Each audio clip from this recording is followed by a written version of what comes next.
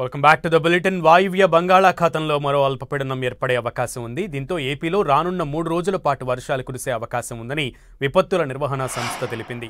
దీని ప్రభావంతో రానున్న 3 రోజులు ఉత్తరాంధ్రలో అక్కడక్కడ మోస్తరు నుంచి భారీ వర్షాలు, మిగతా జిల్లాల్లో తేలికపాటి నుంచి మోస్తరు వర్షాలు కురిసే అవకాశం ఉందని అధికారులు తెలిపారు.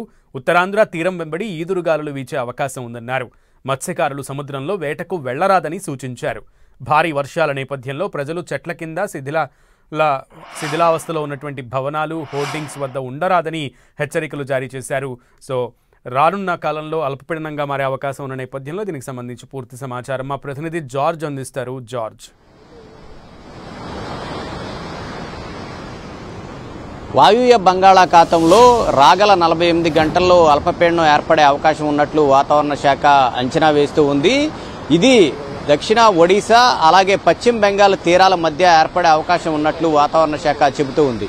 అయితే దీని ప్రభావంతో ఉత్తరాంధ్ర జిల్లాల్లో భారీ నుంచి అతి భారీ వర్షాలు 1-2 చోట్ల, మరికొన్ని చోట్ల మోస్తారు నుంచి తేలికపాటి వర్షాలు కురిసే అవకాశం ఉందని వాతావరణ శాఖ అంచనా వేస్తూ ఉంది. మిగిలిన జిల్లాల్లో సైతం కూడా చూసుకున్నట్లయితే కనుక చెదురుమదురు వర్షాలు ఎక్కువగా కురిసే అవకాశం ఉందని వాతావరణ శాఖ చెబుతూ ఉంది. అయితే ఈ నేపథ్యంలో ప్రజలంతా కూడా అప్రమత్తంగా ఉండాలని, అలాగే లోతట్టు తీర ప్రాంత ప్రజలు అప్రమత్తత వ్యవహరించాలని చెప్తూ ఉన్నారు. అంతేకాకుండా తీరం వెంబడి 30 నుంచి 40 కిలోమీటర్ల వేగంతో గాలులు వీస్తాయి కాబట్టి సముద్రం సైతం కూడా అల్లకల్లోలంగా ఉంటుంది. ఈ నేపథ్యంలో మత్స్యకారులు ఎవరూ కూడా వేటకు వెళ్లవద్దని చెప్పి వాతావరణ శాఖ ఇప్పటికే హెచ్చరికలు జారీ చేస్తూ ఉంది. ఇప్పటికే వరుస అల్పపీడనాల ప్రభావంతో చూసుకున్నట్లయితే గనక ఏపీ వ్యాప్తంగా విస్తారంగా వర్షాలు కురుస్తూ ఉన్నాయి. 10 నుంచి 24 సెంటీమీటర్లకు పైగా వర్షపాతాలు అనేవి చాలా చోట్ల కూడా నమోదవడం జరిగింది. ఇప్పటి వరకు వాయుగుండ ప్రభావంతోనే చూసుకున్నట్లయితే గనక ఉత్తరాంధ్ర జిల్లాలన్నీ కూడా అతలాకుతలమైన పరిస్థితి కనిపిస్తూ ఉంది.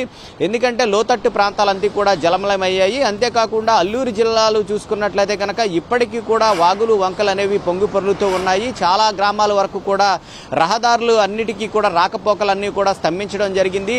ఈ నేపథ్యంలో మరొకసారి సైతం కూడా ఈ జిల్లాలు ఉత్తరాంధ్ర జిల్లాలు అయినటువంటి శ్రీకాకుళం, విజయనగరం, పార్వతీపురం, మన్యం, అల్లూరి సీతారామరాజు జిల్లా, అనకాపల్లి, విశాఖపట్నం ప్రాంతాల్లో చూసుకున్నట్లయితే కనుక భారీ వర్షాలు కురిసే అవకాశం ఉందని వాతావరణ శాఖ చెబుతూ ఉంది. ఈ నేపథ్యంలో లోతట్టు ప్రాంత ప్రజలైతేనేమి కానీ, తీర ప్రాంత ప్రజలైతేనేమి కానీ తగు జాగ్రత్తలు కూడా తీసుకోవాలంటూ కూడా చెప్తూ ఉన్నారు. ఏదేమైనప్పటికీ కూడా ఎక్కడా కూడా అంటే ఉరుములు, మెరుపులు, పిడుగులతో కూడిన వర్షాలు కూడా కురిసే అవకాశం ఉంది. కాబట్టి ఎవరూ కూడా చెట్ల కింద నిలబడడం కానీ, శిథిలావస్థలో ఉన్న భవనాల దగ్గర ఉండడం కానీ, ఇలాంటివి ఎట్టి పరిస్థితుల్లో ఏదైనా వాగులు వంకలు పొంగుతున్నా కానీ ఇలాంటివి దాటే ప్రయత్నం చేయొద్దని చెప్తూ ఉన్నారు. ఎందుకంటే ఇప్పటి వరకు చూసుకున్నట్లయితే ఉత్తరాదిలో కురుస్తున్న వర్షాలు, అలాగే ఎగువన కురుస్తున్న వర్షాల కారణంగా నదులు, జలాశయాలన్నీ కూడా పొంగి పొర్లుతూ ఉన్నాయి. ఈ నేపథ్యంలో జలాశయాల్లో నీటిని సైతం కూడా విడుదల చేస్తూ ఉన్నారు.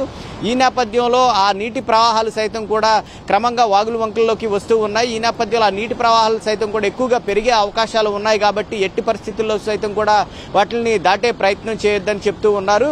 అయితే ఈ అల్పపీడన ప్రభావం చూసుకున్నట్లయితే కనుక రాగల 3 రోజుల వరకు కూడా ఉండే అవకాశం ఉందని వాతావరణ శాఖ చెబుతూ ఉంది. రాగల 3 రోజుల వరకు కూడా ప్రజలంతా కూడా అప్రమత్తంగా ఉండాలి.